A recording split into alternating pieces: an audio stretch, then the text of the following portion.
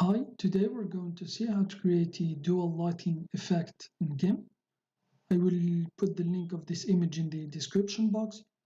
So first we need to create a new transparent layer. So click on this icon here, fill it with transparency and press OK. Let's name it, double click on the name and let's name it color. Here, press enter to confirm. And now let's select a color here. We're going to fill the transparent layer. I'm going to select the red color, this one here. Here, this one.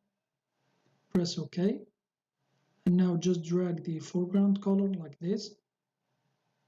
And now change the layer mode of the color layer here to soft light.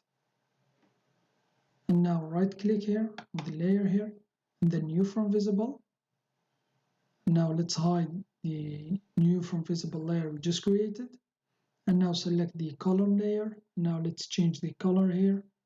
I'm going to select the blue color, this one here. Press OK. And now as before, just drag the color here. We are filling the color layer here.